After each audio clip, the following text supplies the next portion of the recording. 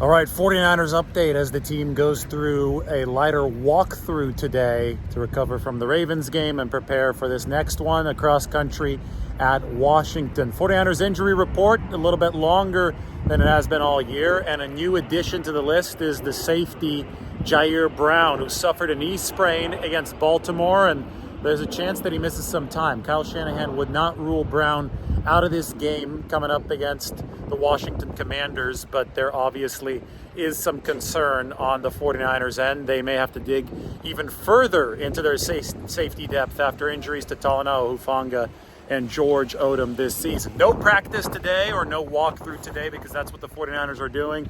For Eric Armstead, that's the plantar fasciitis in his foot, so that obviously has been expected. They hope to get Armstead back. I think the general hope right now, they're not saying it out loud, is the playoffs for the 49ers, but obviously today Sebastian Joseph Day, the free agent pickup, was out at practice. He's there to help build a bridge between now and when the 49ers can return Eric Armstead. Juwan Jennings is still in the concussion protocol. That's not good. He was in the concussion protocol all of last week, remains there to begin this week. So they're obviously, just because of the slow progress of all of that, Jennings' progression to the protocol, that is a concern for the 49ers. Their offensive tackle Jalen Moore is also in the concussion protocol. Moore was hurt against the Ravens. The 49ers had to move to Spencer Burford at right tackle because they didn't have Matt Pryor on the roster for the game. Remember, they waived him before the game. Pryor is back with the team now. I'll go through his name in roster transactions. There were actually a few of them today for the 49ers. But first, let's finish the injuries,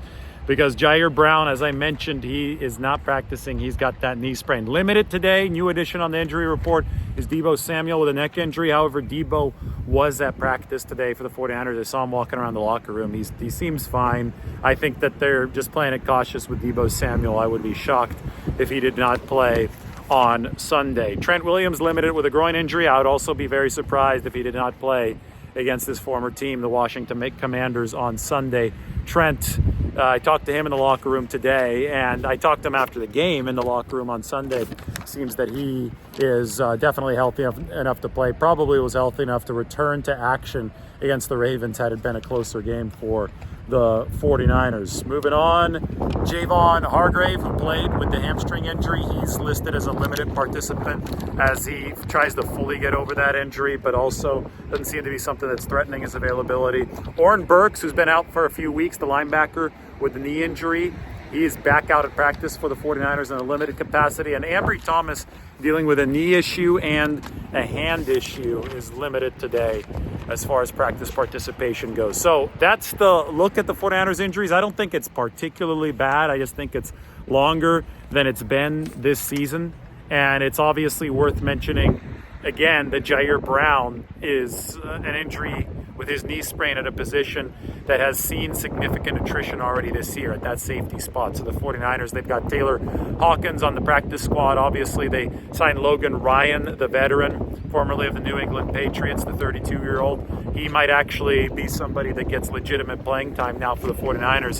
So that signing might have ended up being prescient for the 49ers. They made it after they started seeing guys really go down at that safety position. They picked up the vet Logan Ryan, and they might need him at this point. Speaking of roster transactions, the 49ers are in a spot where Sebastian Joseph Day is officially with the team. Nick Bosa today explained that interior defensive line, picking up the playbook is a little bit more complicated than for the edge rushers. Those guys can just pin their ears back and get after the quarterback. So for Sebastian Joseph Day, they're already working overtime right now out on the practice field. Chris Kasarik, 49ers D-line coach, Daryl Tapp, the assistant D-line coach, both of those guys were running through drills with Sebastian Joseph Day while the rest of the team was warming up today. They do not want to leave a minute wasted because they need Joseph Day, who's an explosive run stopper, experience with the Rams and the Chargers. They need him in there to ameliorate this defense's biggest weakness right now, and that is defending the interior run. Again, no Eric Armstead, Javon Hargrave limited in practice.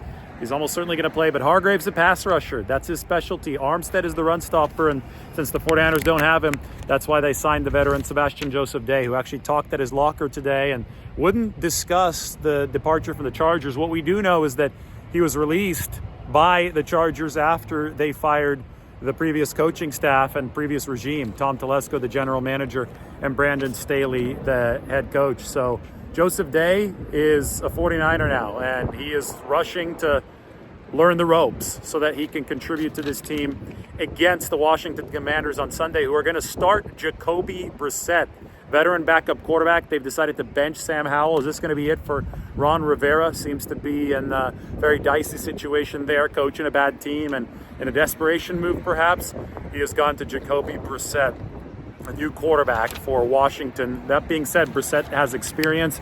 He has won games as a backup around this league for New England and also played for the Indianapolis Colts. So the 49ers are in a position right now where they are not taking Washington lightly. They're 13.5-point favorites, but they feel that they need to be ready for the rally around the new QB effect that Washington might bring. 49ers also signed Matt Pryor back to the team. I mentioned that Pryor wasn't on the roster because they had waived him to make some other transactional move before the game against the Ravens, and that really ended up biting them because they ended that game needing to play at guard, Spencer Burford at right tackle. So Pryor is back on the 53. Obviously, Sebastian Joseph Day is on the 53, and with that, they needed to make some room, so they waived the running back Jeremy McNichols. They had one open spot. They needed to sign 2 players. McNichols currently out of the building to make room for those players. Then you look at the 49ers practice squad additions today because they had 2 spots open on that practice squad. Sebastian Gutierrez and Willie Snead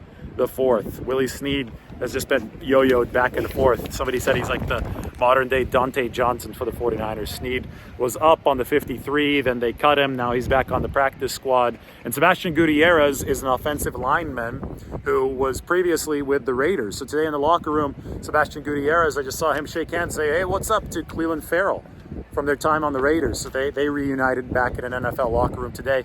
49ers practice squad has 2 offensive tackles now, and they're both named Gutierrez. Alfredo Gutierrez is the 49ers International Pathway Program player, and Sebastian Gutierrez, who is just a practice squad offensive tackle for San Francisco. It's a position they obviously want to spruce up after they ran out of offensive tackles or healthy offensive tackles playing the Ravens on Monday night. 49ers talk about the learning lesson that Ravens game was.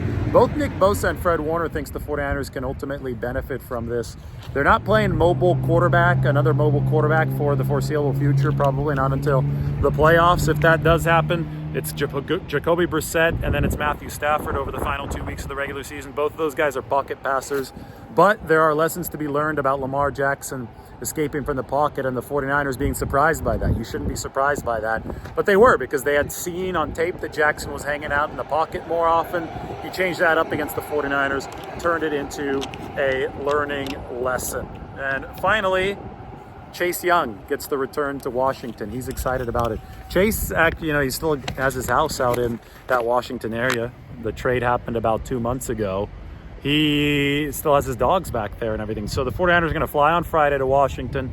They get Saturday off. Chase Young is going to have some time to go see his dogs back at home.